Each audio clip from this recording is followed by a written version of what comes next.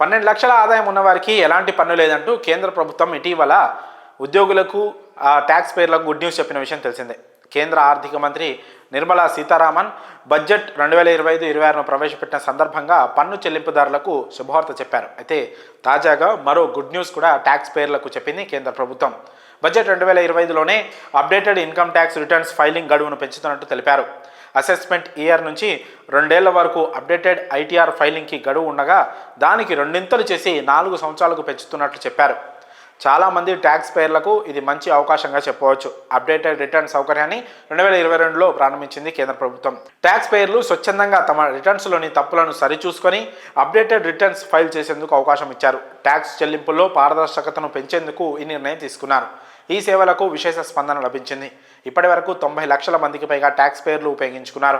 Updated return file చేసి అదనపు ట్యాక్స్లను చెల్లించారు. ఐటీ రిటర్న్స్లో తప్పులు దొరకడం వల్ల చాలామంది ఇబ్బందులు పడుతుంటారు.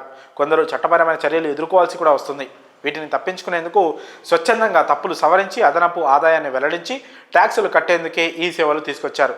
ఆదాయపు పన్ను చట్టం 1961లోని సెక్షన్ 139 సబ్సెక్షన్ 8A ప్రకారం ప్రతి పన్ను చెల్లింపుదారు ఏదైనా ఒరిజినల్ రిటర్న్ లేదా ఆలస్య రిటర్న్ లేదా రివైజ్డ్ రిటర్న్ ఫైల్ చేసినా చేయకపోయినా అప్డేటెడ్ రిటర్న్లు దాఖలు చేసేందుకు అవకాశం ఉంటుంది.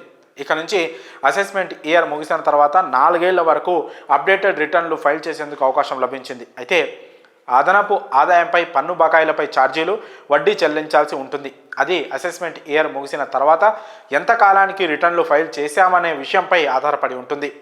అసెస్మెంట్ ఇయర్ ముగిసిన 12 నెలలలోపు అప్డేటెడ్ రిటర్న్లు దాఖలు చేసినట్లయితే మొత్తం ట్యాక్సులలో 20% అదనంగా చెల్లించాలి. అలాగే బకాయిలపై వడ్డీ ఉంటుంది. 12 నెలల నుంచి 24 నెలలలోపు రిటర్న్లు ఫైల్ చేస్తే మొత్తం ట్యాక్సులపై 50% అదనంగా చెల్లించాలి.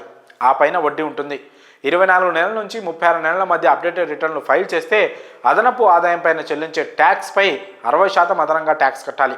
వడ్డీ కూడా ఉంటుంది. 36 నెలల నుంచి 48 నెలలు అంటే 4 సంవత్సరాల వరకు అప్డేటెడ్ రిటర్న్లు ఫైల్ చేసినట్లయితే వెల్లడించిన మొత్తం ఆదాయంపై ట్యాక్సు దానిపైన 70% అదనపుగా ట్యాక్స్ కట్టాలి. వడ్డీ కూడా అదనం. అప్డేటెడ్ రిటర్న్లు ఫైల్ చేస్తే 20% నుంచి 70% వరకు అదనపు ట్యాక్స్ చెల్లించాల్సి ఉంటుంది. మరి పన్ను చెల్లింపుదారుల కోసం కేంద్ర ప్రభుత్వం తీసుకున్న ఈ నిర్ణయంపై మీ అభిప్రాయాలను కామెంట్స్ రూపంలో తెలియజేయండి.